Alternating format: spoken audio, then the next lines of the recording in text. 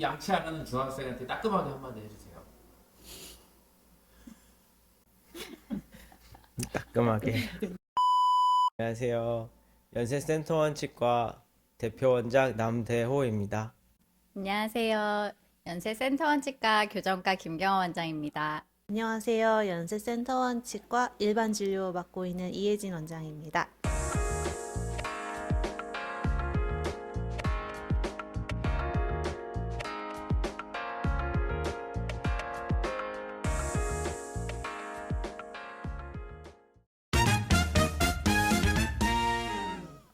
일단 목소리가 작아서 죄송하고요.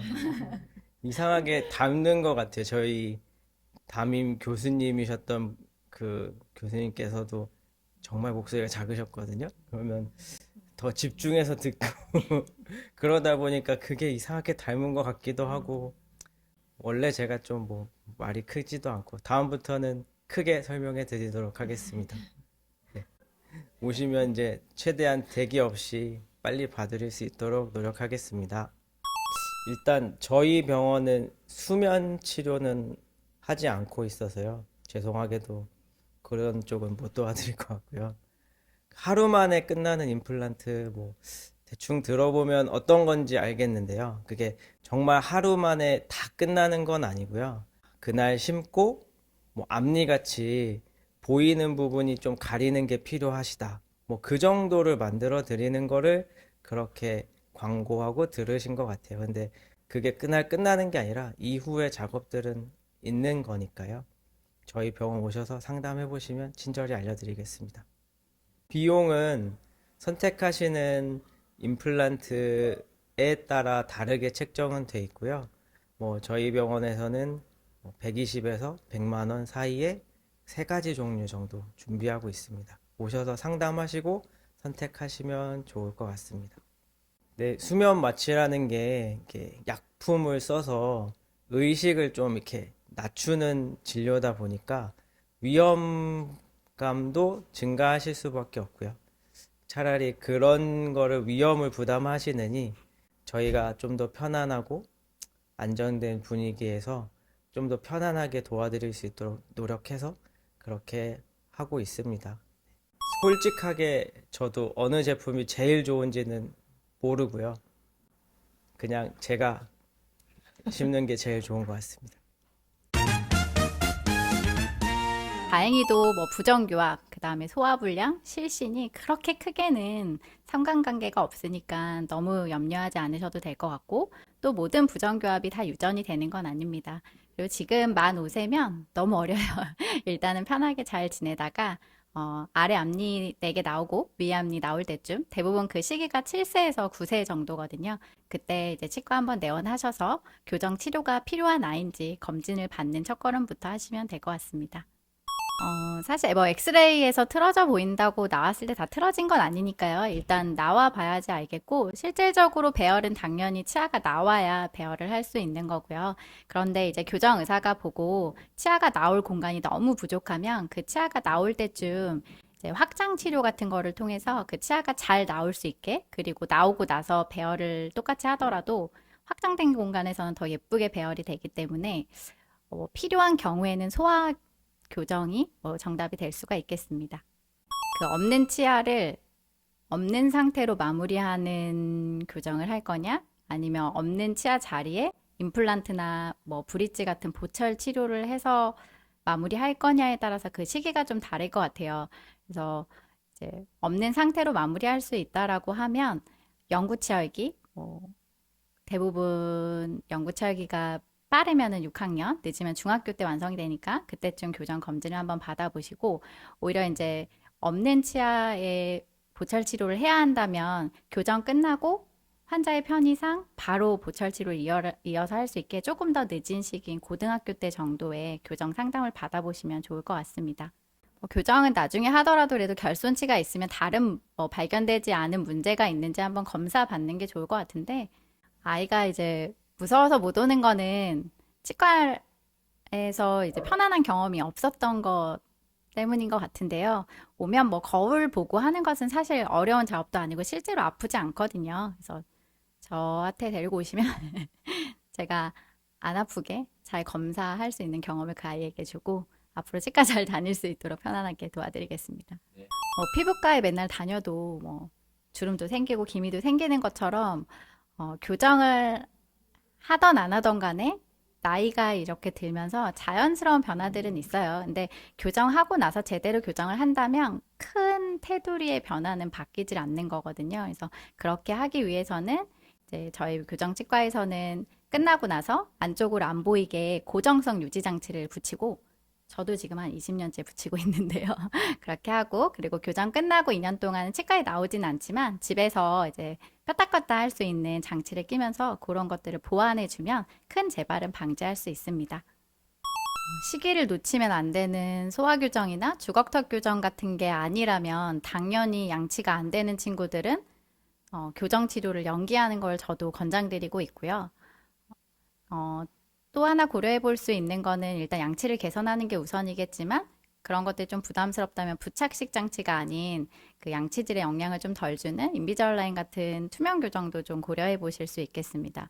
그리고 중학생인데 아직 양치가 안 된다고 했는데 스스로 기다린다고 양치가 나아질까요? 그렇진 않을 것 같아요. 그래서 일단은 그 친구를 데리고 근처 치과에 가셔서 검진을 받으시고 교정이 아니라 일반적인 지금 치아 상태가 어떤지 검사를 받고 전문가의 이제 조언도 받고 필요한 관리가 있다라고 하면 그런 관리를 받으면서 이제 가정에서 그리고 치과에서 좀 지원을 해줘야 아이가 변할 수 있다라고 생각을 합니다. 네. 남원장님 잠깐 마이크 잡아주십시오. 이 양치 안 하는 중학생한테 따끔하게 한마디 해주세요. 따끔하게.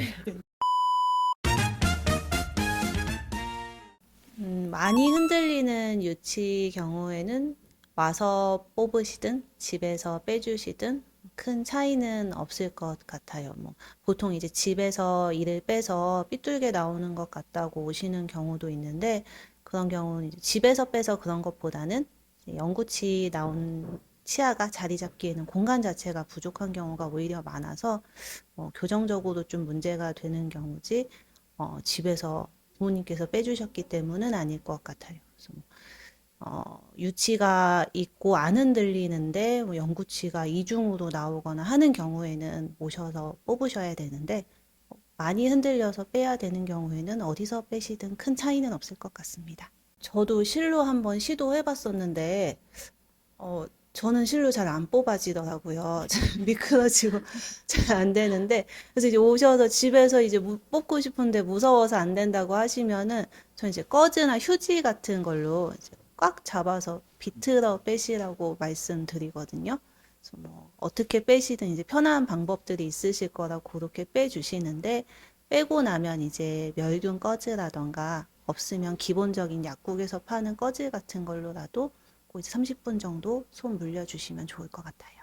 충치가 심한 충치도 있고 그렇지 않은 충치도 있다 보니까 이제 충치가 있고 없고에 대해서 의견들이 다르실 것 같진 않은데 이제 그 심하지 않은 충치를 치료할 걸로 보느냐 아니냐 그 부분에서 치과 선생님들마다 좀 의견이 다르신 것 같아요.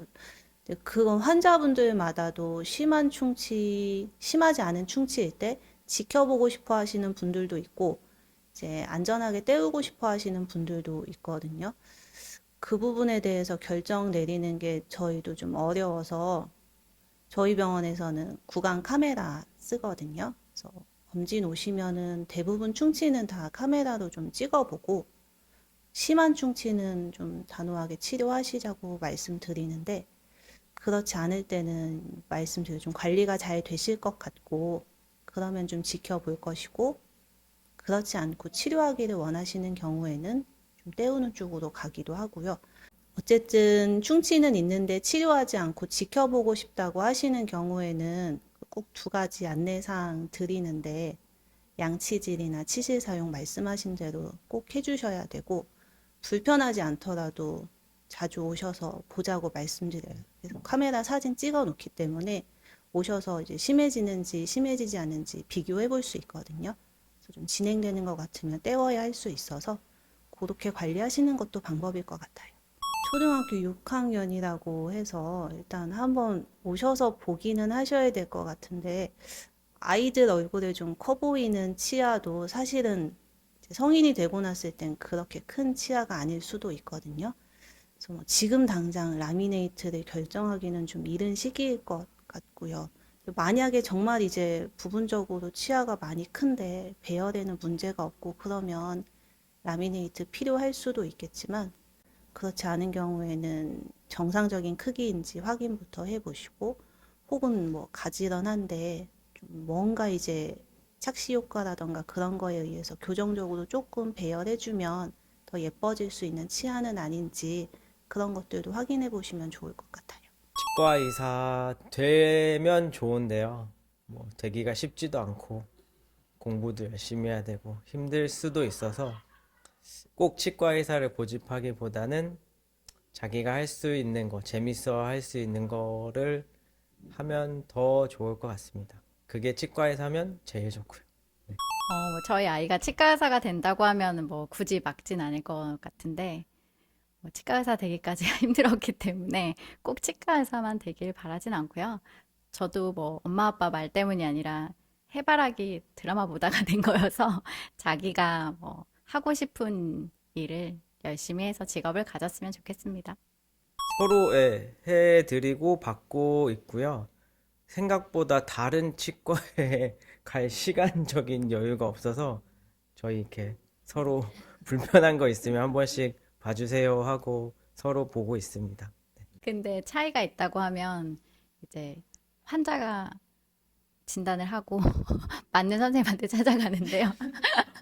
예를 들면 저희가 바쁘다 보니까 직원들한테 막 교정해라 이런 게 아니라 교정 좀 하고 싶은 사람이 이제 와서 진단해 주세요라고 하던가 제가 치석이 좀 쌓이면 가서 저 스케일링 좀 해주세요라고 하던가 각자 이제 자기 상태를 알기 때문에 각자 진단하고 맞는 원장한테 찾아가서 쓱 말하는 식으로 검진이 많이 이루어지고 있는 것 같습니다. 저는 김 원장님한테 교정 진료도 좀 받고요. 남 원장님한테 임플란트 시술도 받아보고 쉬운 것도 많고 치료도 아주 잘 받고 있습니다. 저는 쉬운 건 없고요. 때운 거는 많습니다. 저는 쉬운 거 없고 떼운 것도 하나 있나 하는데 그 대신 교정을 해서 치아 4개가 없고 사랑니 2개도 남원장님한테 뽑혀서 사랑니 2개가 없고 치아가 많이 없습니다. 교정을 위해서 치아를 뺐습니다. 금리는 아닌데 저는 영구치 없는 자리들이 좀 있었어서 씌워놓은 것들도 꽤 되고요. 예. 그 영구치 없었던 자리에 남 원장님께 임플란트 받은 자리도 있습니다. 전혀 많이 먹습니다. 남원장님은 진짜 많이 드시는 진짜 많이 드시고요. 그래서 저는 젤리 많이 먹어서 이렇게 충치가 많이 생긴다는 엄마들의 말은 잘 안 믿어요. 근데 남원장님은 진짜 양치를 열심히 하시기 때문에 충치가 생각보다 많지 않은데 정말 많이 드시거든요. 그리고 저는 초콜릿은 좋아해서 초콜릿은 좀 먹고 젤리는 전 좀 안 좋아해서 충치 때문은 아니고 선호도 때문에 잘 먹진 않습니다. 저는 반대로 초콜릿은 덜 먹는데 젤리는 진짜 좋아. 애기들 간식 먹을 때 집에서 같이 먹는 편이에요. 저만의 노하우는 아니고요. 저는 한 번이라도 꼼꼼하게 닦을 수 있을 때 정말 꼼꼼하게 많이 길게 닦습니다. 너무 당연한 얘기인데 진짜로 한 번 닦을 때 제대로 잘 닦고 3분 이상 닦는 거 너무 중요하고 제 교정 환자들 맨날 보니까 양치 안 되는 애들 제가 너무 안타까워서 맨날 스케일링 해주면서 진짜 막 말하거든요. 4분짜리 노래를 틀어서 너가 양치하는 시간을 봐라. 절대 3분을 하지 않을 거다. 이렇게 말하는데 3분 이상 양치하는 게 진짜 중요한 것 같습니다. 저는 치간 칫솔 진짜 좋아하는데요. 저도 이제 사이즈별로 되게 열심히 사용하고 진료 볼 때도 환자분들한테 맨날 치간 칫솔 쓰시라고 말씀드리거든요. 그래서 사이즈도 항상 열심히 봐드리고 있고 치간 칫솔 쓰는 거 추천드립니다. 네, 저희도 뭐 이런 기회를 통해서 더 궁금해 하시는 거를 한 번 더 생각해 보는 좋은 기회였고요. 저희 개원 초기부터 아무래도 옥토피아 같이 더 많이 커온 것 같아서 이렇게 계속 관심 가져주시고 찾아주고 계셔서 항상 감사하게 생각하고 있습니다. 근데 이 공간에서 환자 보고 치과 얘기만 하다가 이렇게 질문도 받고 얘기도 하니까는 저도 되게 재밌었던 것 같고, 일단 그 카페에 많은 치과들이 있는데 많은 글들 중에서 저희한테 그래도 관심 갖고 질문 남겨주셔서 너무 감사드리고요. 혹시 치료 받으러 오시면 닉네임을 살짝 말씀해 주시면 그 문제에 대해서 더 적나라하게 상담을 해드릴 수 있을 것 같고, 옥토피아에서 관심 가져주시는 분들 너무 감사하고요.